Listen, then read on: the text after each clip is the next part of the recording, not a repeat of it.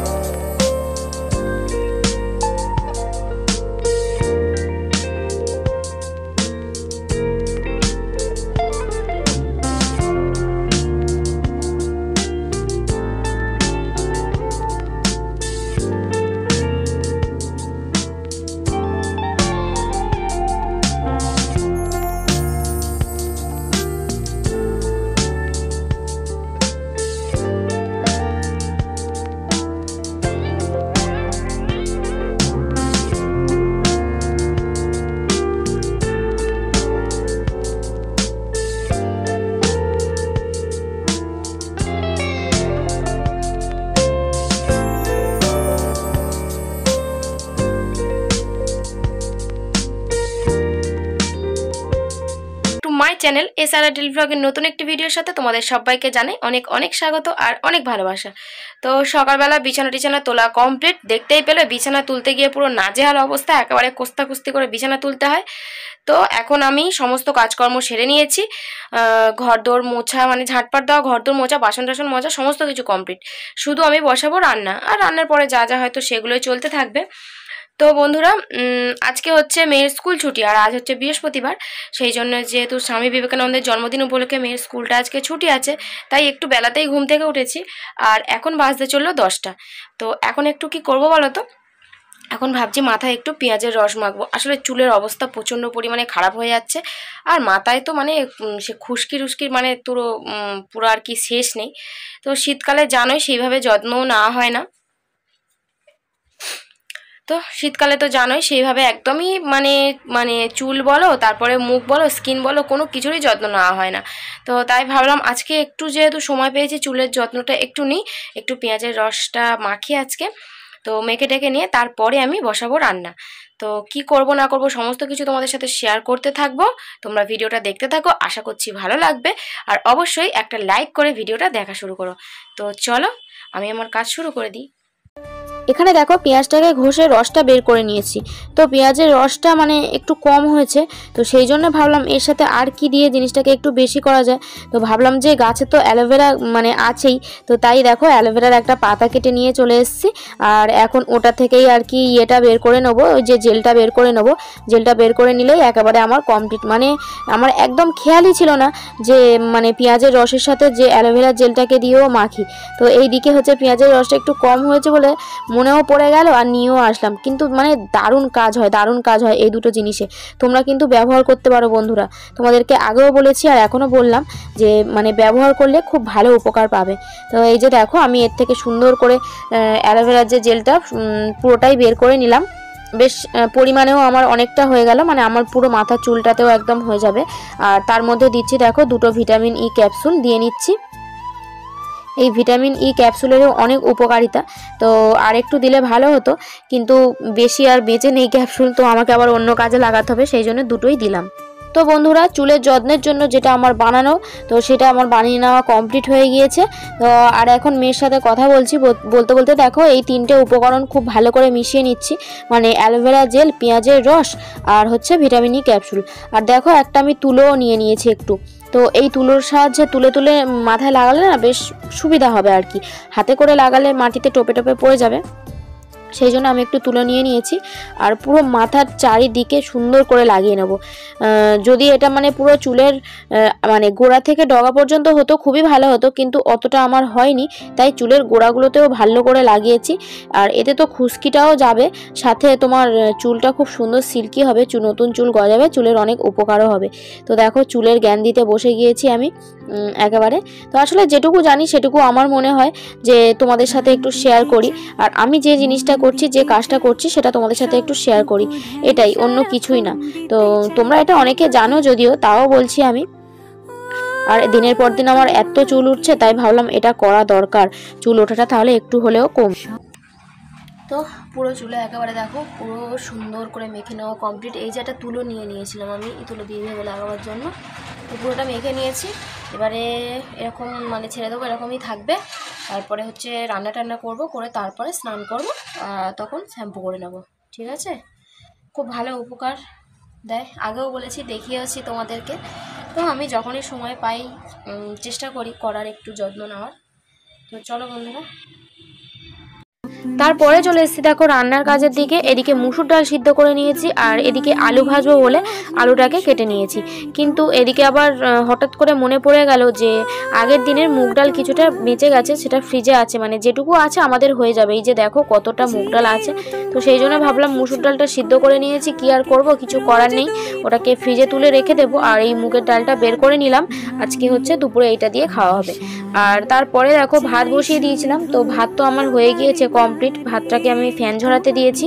আর এখন আলু ভাজা চলছে, বেশ শর্টকাটেই রান্নাটা আজকে সেরে নেব, খুব একটা চাপ নেই যদিও।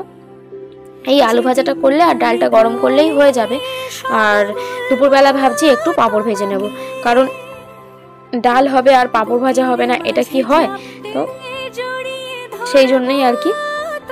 তো চলো ঝটাপট রান্না সেরে নিই, আর তারপরে তো মেয়েকে স্নান করাবো, আমিও স্নান করাবো, প্রচুর প্রচুর কাজ আছে। তো দেখো বন্ধুরা, এইমাত্র আমি স্নান করে আসলাম, মুখ চোখের অবস্থা একদম ভালো না। আর ওদিকে ওদের স্নান টান কমপ্লিট, ভাত দিতে যাবো। আর এই যে দেখো পাঁপড়টা ভাজবো, ঠিক আছে, আজকে তো খুবই কম রান্না বান্না, সেই জন্য পাঁপড়টা ভাজি এখন। তারপর এদিকে দেখো শুধু একবার বন্ধুরা, বরমশাই পাঁপড় ভাজছে নাকি আমাকে ম্যাজিক দেখাচ্ছে। একটা পাঁপড় মানে ভেজে তুলছে, এই যে দেখো এই কাণ্ডটা হাত দিয়ে তুলছে, আর আমাকে বলছে দেখো তোমার একটুতেই গরম লাগে, আমি হাত দিয়ে তুলছি। আমি বলছি হ্যাঁ, শীতকালে সবাই ওরম করতে পারে। খাওয়া দাওয়া তো আমাদের কমপ্লিট, আর কি রান্না হয়েছে তো তোমরা জানোই, সেই জন্য খাওয়া দাওয়া দেখালাম না। তো এখন বাসন টাসন মেজে নিয়েছি, আর এই এদিকে দেখো খাওয়া দাওয়া করে নিয়ে এই সব রোদে আছি। আর আমি একটু বাপের বাড়িতে যাব, সেই জন্যে ড্রেসটা চেঞ্জ করলাম। আর ওদিকে হচ্ছে মানে বিছানায় শোয়ার জায়গা না, একবারে মন্দিরের পোটে মার কাছে হচ্ছে শুয়ে পড়েছে, পড়ে ওখানে ফোন ঘাটা হচ্ছে। আসলে মেন ব্যাপার হচ্ছে, আবার রোদ্দুরে তাকাতে পারছি না, মেন ব্যাপার হচ্ছে রোদ, এই মানে রোদ্দুর ছেড়ে ঘরে যেতে ইচ্ছা করে না শীতকালে, এমনই একটা অবস্থা। তো চলো আমি যখন যাব একটু দরকারে, ওই যে আমাদের স্বনির্ভর দলের মিটিং আছে, তো যখন যাব তখন দেখা যায়। এখনো চুল টুল আঁচড়ায়নি, দেখো মাথার অবস্থা। তো গুড ইভিনিং বন্ধুরা, তো সেই যে বাড়িতে গিয়েছিলাম, তো তোমাদেরকে দেখাবো বললাম, কিন্তু দেখানো হয়নি। আর তারপরে এখন বাড়ি চলে এসেছি, এসে এই যে মেয়েকে দেখো বই পড়াচ্ছি, তো অনেকক্ষণই চলে এসেছি, এসে ওকে হচ্ছে পড়াতে বসিয়েছি এই যে। আর পড়াশোনার তো একটু চাপ বেড়েছে, তো সেইগুলো কাজগুলো সমস্ত কিছু করাতে হচ্ছে। তো কাজ করো, তুমি মা বলছে তুমি কাজ করো। বর এখন কাজ থেকে আসলো, এখন দেখি একটু চাটা করতে যাব, তারপরে তো আর রাতের খাবারের জোগাড় আছে এইসব, তো এই আর কি।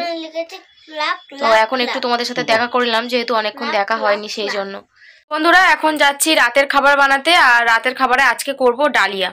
তো ঠান্ডার তো দিনের পর দিন কমার নাম নেই, প্রচণ্ড বেড়েই চলেছে। তো সেই জন্য হচ্ছে যাই হোক আজকে আর অন্য কোনো রান্নার ঝামেলায় গেলাম না, কিছু করার ইচ্ছা ছিল না, কিন্তু রাত্রে কি আর খাওয়া হবে সেই ভেবেই ডালিয়াটা এখন করতে যাচ্ছি। আর এদিকে দেখো আমাকে হেল্প করছে, তো হেল্প করার জন্য দেখো বিছানার উপরে, বিছানা থেকে বাবু নামবে না, বিছানার উপরে কড়াইশুঁটি ছাড়িয়ে দিচ্ছে। ঠিক আছে, বাদ বাকি সবজিগুলো আমি কাটবো, সেগুলো বাইরে গিয়ে কাটবো। তো ও এখন এখানে ছাড়াচ্ছে, কড়াইশুঁটি ছাড়াক। আর চলো আমি এখন তাহলে বাইরে যাই, গিয়ে সবজি কটা কেটে নিই। সমস্ত সবজি কাটা কমপ্লিট, একেবারে এখানে সবজি ভাজাও চাপিয়ে দিয়েছি। তো দেখো বন্ধুরা কত সুন্দর কালারফুল লাগছে, তাই না? শীতকালে আসলে এত ধরনের সবজি পাওয়া যায়, খেতেও যেমন ভালো লাগে দেখতেও তেমন ভালো লাগে। তো চলো ডালিয়াটা এখন তৈরি করে নিয়ে তারপরে আবার আসছি তোমাদের সাথে একেবারে খাওয়ার সময়। তো ডালিয়া কিন্তু প্রায় আমার এখন শেষ পর্যায়ে, এখন জাস্ট শুধু একটু ঘি দেব আর ঘি দিয়ে নামিয়ে নেব, এটাই আর কি। আর কি হচ্ছে আমার দিনের পর দিন কিছুই ভেবে পাচ্ছি না আসলে, একমাত্র ভাত রুটি আর পরোটা এইগুলো বাদে আমার কোনো কিছুই খেতে একদম ইচ্ছাই করে না। এই যেমন ডালিয়া করেছি, এটা কিন্তু আমার খাওয়ার কোনো রকম ইচ্ছাই নেই, শুধু বর আর মেয়ে বললো বলে তাই করা। আর তাও আমাকে তো একটু খেতে হবে, তাই না? মানে না খেয়ে তো আর থাকতে পারবো না। তো এটাই হচ্ছে রাতের খাবার। তো চলো এখন খেয়ে নিই রাতের খাবারটা। আর এদিকে দেখো আমাদের পুচকি চলে এসছে, ও হচ্ছে জল চাইছে, ডালিয়া খাচ্ছে, এটাই আর কি। আর তারপরে খাওয়া দাওয়া শেষ করে হঠাৎ বসে টিভি দেখতে দেখতে বরকে বললাম যে আমার হাতে দেখো তো প্রচণ্ড কেন এই যে আঙুলের পাশে ব্যথা ব্যথা করছে। তো দেখে বললো এই যে নখের কোণ বসেছে, আর মানে কোণ বসে সাথে এখানে রসও হয়েছে। তো সেই জন্য ও একটা চিমটি দিয়ে ওখান থেকে মাংসটা একটু সরিয়ে, মানে মাংসটা ফুটো করে রসটাকে বের করে দিল, যাতে হচ্ছে ব্যথাটা কমে যায়। তো মানে উনুনে রাতা গোবর দিচ্ছি, কখন কি হাতে ফুটে যাচ্ছে কি হচ্ছে বুঝতেই পারি। তো বন্ধুরা এখন শুয়ে পড়েছি, আর মনে হলো যে ভিডিওটা তো শেষই করা হয়নি, তো তাই এখন ভিডিওটা শেষ করতে আসলাম। তো আজকে ভিডিওটা এখানেই শেষ করছি, দেখা হচ্ছে আগামীকাল নতুন একটি ভিডিওর সাথে। আজকের মতো টাটা বাই, গুড নাইট।